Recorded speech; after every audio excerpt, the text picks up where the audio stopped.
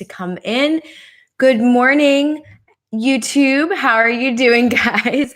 This is the Monday Morning Motivator with Jessica Magoch, your host, CEO of JPM Sales Partners, teaching you everything I learned as I recruited, trained, and managed a team from zero to over $100 million for a B2B startup, so that you can do the same if you want, if that's something you want to do. I'm here to help teach you to do that. So today I want to talk about Mogul X. So I had the honor and privilege of being able to MC at Mogul X over the weekend in Queens. And Mogul X is the largest conference for Millennial Women. It's run by Mogul and Tiffany Pham, who's the founder, and she created this platform for women to connect and create, and turned into like finding career opportunities as well. And there's millions and millions. They launched with 1 million people, so it's at millions and tens of millions now. And at this conference, 1,500 very driven, entrepreneurial-minded women came to learn about everything from finance to mindset to how to start a business, how to balance things, how to take care of your mental health and your physical health, diet and nutrition. And let's see what else is there. Money, superpowers, leadership. So the way it was set up was there was all these different breakouts. There was no one main session. So at any given time, there were 6 different workshops going on, and you could just pop in and out, or pick the ones that you wanted to go to. Very high name profile. Susie Orman was the headline speaker for the finance division, and we had I was emceeing in the health and wellness. So we had Simone Delarue from Body by Simone. She did a workout class with us. She came in from LA to do that. So really fun people coming in to share their knowledge with these women. And I wanted to give you my 3 takeaways from all the things that I was hearing throughout the day in the various workshops. And I feel like whether you're a millennial woman who's looking to create some kind of business, or trying to figure out where you fit in the business world, or if you're looking to hire and add millennial women to your team, then you need to know what I learned at Mogul X. And if you can get there next year or be a sponsor, I highly recommend it. I got this really cool Swell bottle there. Isn't it pretty? So it was a great opportunity to connect one-on-one with millennial women. I have to say outright, I do have a financial stake in the company. So that should actually tell you how strongly I believe in their mission. So one is a common theme that kept coming up was a need for connection and community. It's very important that millennial women, feel connected to a community of like-minded people. And coupled with that, on the other side was this sense of loneliness. So, and I feel like that comes from also wanting to be independent. So this need for independence means you're living on your own, you're paying your own bills and all of that. And it also can create a feeling of loneliness. So this connection to community is even more and more important as they move out of university into the real world, so to speak. So a sense of community and connection and support. And I've definitely noticed this in all women of all ages, groups, and sometimes that's on social media, sometimes that's in live events like this, that women tend to connect in different ways than men do online. So female-only groups have a totally different vibe than co-ed groups. And I think that's because women find a special kind of support from one another.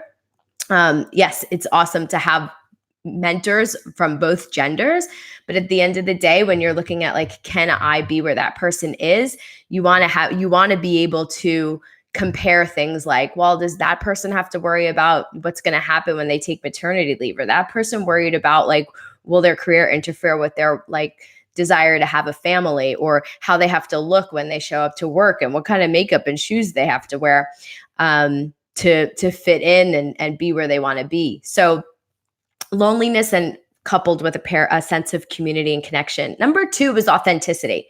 So this came up a lot with, like seeing what other people were doing on social media and how everyone's putting their best foot forward on social media, as they should, right? Like, it's great. Like, I think it's a mindset thing. If you pop in, you see everyone's, having all these wins and doing great, you can either celebrate them or you can feel bad about yourself, right? So that's your choice on how you want to view that. But so on the one hand, yes, they're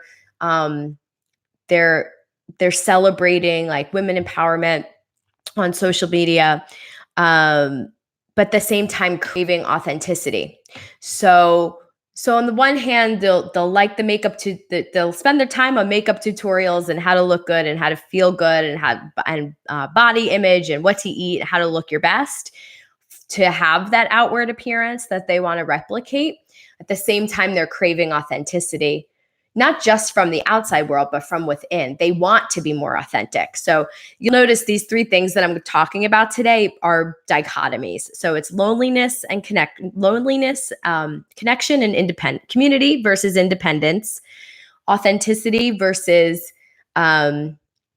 self or outward image, or how we portray ourselves to the world.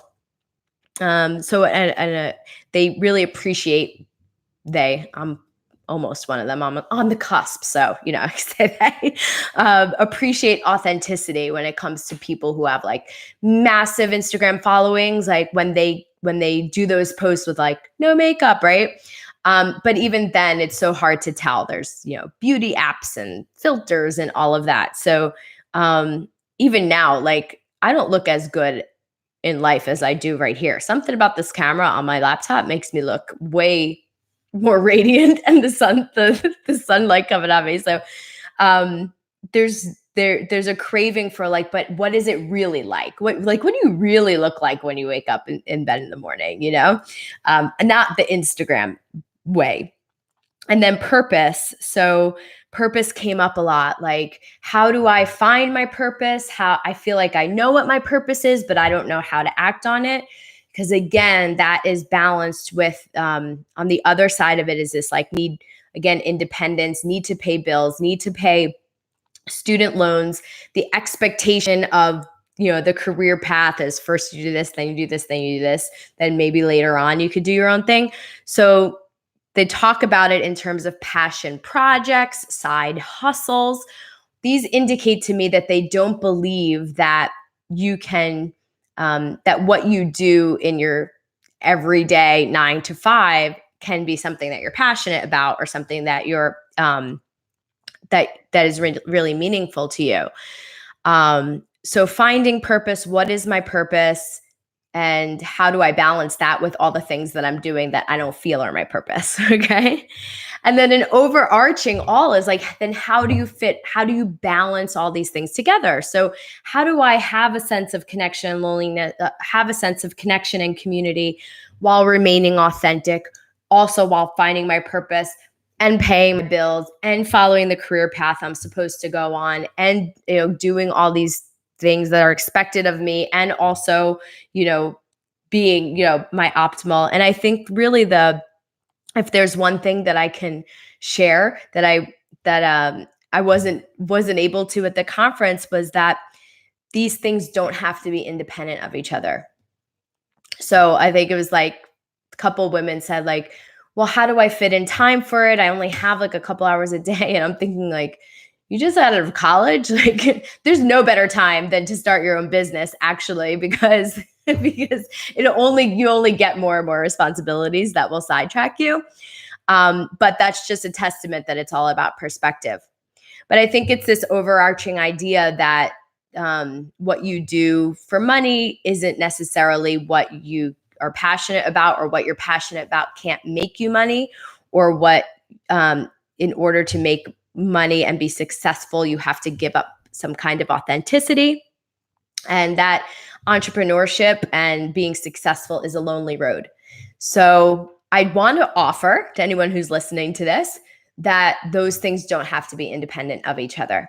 They are, when you find that you can do all of those things, you don't won't have to struggle to balance them, because what you're doing with most of your time is what you're passionate about, and you can do it authentically and with integrity. So I'll sign off before my 10 minutes. I'll see you next week. Bye.